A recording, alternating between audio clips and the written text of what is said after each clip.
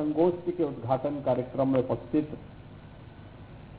हमारे पूज्य संतजन, अन्नपूर्णा मंदिर के पूज्य महंत स्वामी शंकरपुरी जी महाराज, जगतगुरु स्वामी श्री सतवा बाबा, संतोषाचार्य जी महाराज, महाविद्यालय के सभी सम्मानित यहाँ के आचार्यगण और महाविद्यालय के सभी उपस्थित छात्र छात्राएं, इस राष्ट्रीय संगोष्ठी के विभिन्न टेक्निकल जो सेशंस होंगे उसमें अधिकारी वक्ता के रूप में उपस्थित सभी अन्य यहाँ के प्रतिनिधिगण, उपस्थित बहनों और भाइयों, मैं सबसे पहले महाविद्यालय परिवार को बिरसा मुंडा की इस विरासत को लेकर के इस राष्ट्रीय संगोष्ठी के लिए हृदय से धन्यवाद देता हूं और महाविद्यालय परिवार ने मुख्य वक्ता के रूप में भी जिनका चयन किया है वह उन लोगों के बीच में ही जिन्होंने अपने जीवन का एक लंबा कालखंड व्यतीत किया है, यानी जैसा नाम है वैसे ही काम भी है, तो स्वाभाविक रूप से वे उसके आधिकारिक वक्ता भी हैं और एक आधिकारिक वक्ता का वक्तव्य यहाँ पर कीनोट एड्रेस के रूप में आप सबको सुनने को मिला है। मैं इस अवसर पर अशोक भगत जी की उन सेवाओं के लिए उनका हृदय से अभिनंदन भी करता हूं।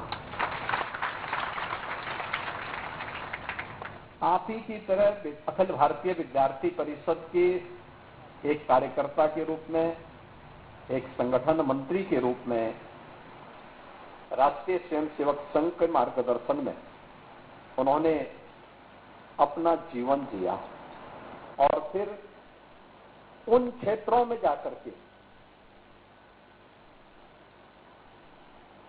जो लोग अभाव से ग्रसित हैं, जिन तक सरकार नहीं पहुंच पाई थी, वहां पर साधन विहीन उन लोगों के बीच में जाकर के उन्होंने सेवा के जिस कार्यक्रम को आगे बढ़ाया, आज उसकी गूंज दूर दूर तक सुनाई देती है और यही कारण है कि उनकी सेवाओं के प्रति सम्मान व्यक्त करने के लिए ही भारत सरकार ने उन्हें पद्म पुरस्कार से सम्मानित किया है और आज इस राष्ट्रीय संगोष्ठी के मुख्य वक्ता के रूप में उन्होंने अपने प्रारंभिक उद्बोधन में महाविद्यालय परिवार को और आने वाली पीढ़ी के लिए एक नई प्रेरणा प्रदान की है।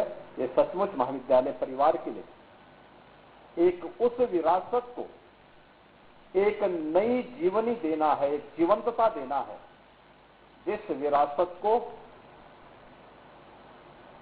भगवान बिरसा मुंडा ने, धरती आबा बिरसा मुंडा ने भारतवासियों के लिए छोड़ा है। महाविद्यालय के पास अपने आप एक विरासत है। कृष्णमूर्ति फाउंडेशन इस महाविद्यालय के संचालन में अपनी भूमिका का निर्वहन करती है, यानी भारत की आध्यात्मिक विरासत। श्रीमती एनी बेसेंट भारत के स्वाधीनता आंदोलन की एक ऐसा नाम जो आयरिश होते हुए भी जिन्होंने भारत के अंदर भारत की मूल परंपरा को किसी भी भारतीय से बढ़कर के सम्मान दिया और सम्मान देकर के उसे आगे बढ़ाने में योगदान दिया।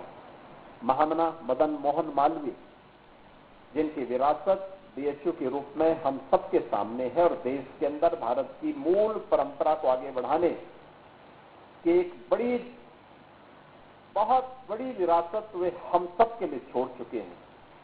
स्वाभाविक रूप से महाविद्यालय अपनी इस विरासत को आगे बढ़ाने का काम कर रहा है, अत्यंत अभिनंदनीय है। और मैंने देखा है कि जब मैं महाविद्यालय परिसर में आया हूं तो परिसर का वातावरण देख करके कहते हैं ना कि जो जैसे दिखेगा वैसे ही दिखेगा। आपने पहला इंप्रेशन बाहर का बहुत शानदार बना के रखा हुआ, एक प्राकृतिक वातावरण के बीच में मां गंगा के सानिध्य में रह करके। कितना आध्यात्मिक वातावरण महाविद्यालय परिवार का। भारत की प्राचीन गुरुकुल की स्मृतियों को ताजा करता है। इन स्मृतियों को आगे बढ़ाते हुए इस राष्ट्रीय संगोष्ठी को का जो विषय भी रखा गया है कि बिरसा मुंडा की विरासत, जनजातीय गौरव, बिरसा मुंडा की विरासत, आदिवासी सशक्तिकरण और राष्ट्रीय आंदोलन के लिए उत्प्रेरक, यानी राष्ट्रीय आंदोलन के लिए। स्वाभाविक रूप से हम लोगों ने राष्ट्रीय आंदोलन का विषय अक्सर देश की वर्तमान आजादी को ही ध्यान में रख करके बनाया है। लेकिन याद करिए, ये जनजातीय समाज में कौन सा ऐसा कालखंड रहा है जब उन्होंने राष्ट्रीय आंदोलन में बढ़ चढ़ करके हिस्सा न लिया? कौन सा ऐसा कालखंड रहा हो? मुझे लगता है जब भी इस देश के सामने, भारत की सनातन धर्म के तरफ सामने कोई चुनौती आई है, तो भारत का जनजातीय समाज अग्रिम पंक्ति में खड़े होकर के उसका मुकाबला करने के लिए खड़ा हुआ। अगर हम गिनाना शुरू कर देंगे, जब भगवान राम 14 वर्ष के वनवास के लिए गए, 12 वर्ष उनके कुशलतापूर्वक संपन्न हुए और अंतिम वर्ष में जब वह चित्रकूट से पंचवटी की तरफ, दंडकारण्य की तरफ जाते जाते पंचवटी तक पहुंच गए और माता सीता का अपहरण हो जाता है। उस समय भगवान राम के साथ न अयोध्या की सेना थी, न जनकपुर की सेना थी। और सेना थी तो भारत की इस जनजातीय समुदाय से जुड़ी हुई वही लोग अग्रिम पंक्ति में खड़े होकर के उस समय की सबसे बड़ी ताकत से लड़ रहे थे। और वह भी कहां, जो भारत की शेष भूमि से योजन दूर, कई सौ योजन दूर श्रीलंका के बीच में वो युद्ध लड़ा गया था। याद करिए, भारत की जनता आज भी उस व्यवस्था को उसी गरिमा के साथ, उसी गौरव के साथ और उसी कृतज्ञता के भाव के साथ सम्मान देती है। भगवान कृष्ण के साथ उनके पूरे अभियान में कौन लोग थे? और दूर मत जाइए, मध्यकालीन भारत का इतिहास उठा करके देखिए। हल्दी घाटी का युद्ध हो रहा था।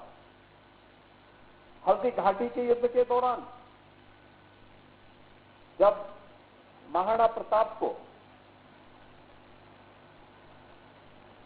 युद्ध के उपरांत जो परिणाम सामने आए थे, उन्हें जंगलों की तरफ प्रस्थान करना पड़ा। उस समय कौन लोग महाराणा प्रताप के साथ?